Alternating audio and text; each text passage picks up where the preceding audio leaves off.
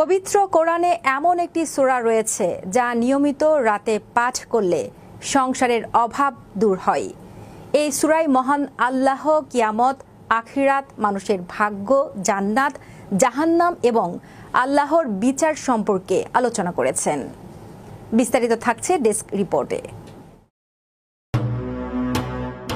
পবিত্র কোরআনে এমন একটি সূরা রয়েছে যা নিয়মিত রাতে পাঠ করলে সংসারের অভাব দূর হয়। এই সূরায় মহান আল্লাহ কিয়ামত, আখিরাত, মানুষের ভাগ্য, জান্নাত, জাহান্নাম এবং আল্লাহর বিচার সম্পর্কে আলোচনা করেছেন।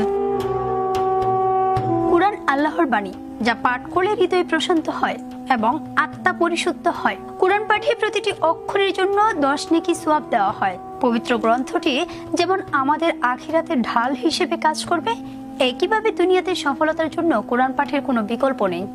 যার একটি ফজিলতপূর্ণ সূরা মক্কায় অবতীর্ণ সূরা ওয়াকিয়া। ওয়াকিয়া শব্দের অর্থ ঘটনা।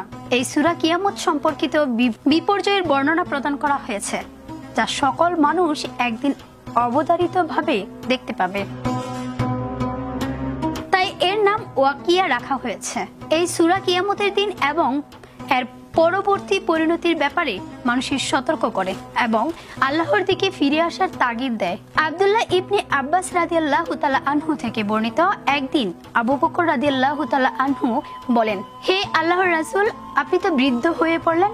তখন নবীজি সাল্লাল্লাহু আলাইহি সাল্লাম বললেন, হ্যাঁ, আমাকে সূরা হুদ, ওয়াকিয়া, মুরসালাত, নাবা এবং সূরা তাকবীর বৃদ্ধ করে ফেলেছেন। এই সূরা পাঠ করলে কখনো অভাব আসে না।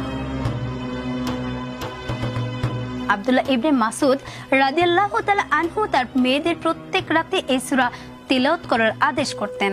আল্লাহর রাসূলুল্লাহ সাল্লাল্লাহু আলাইহি সাল্লাম বলেছেন, যে ব্যক্তি প্রতিদিন রাতে সূরা ওয়াকিয়া পাঠ করবে, তাকে কখনো দারিদ্র্য স্পর্শ করবে না।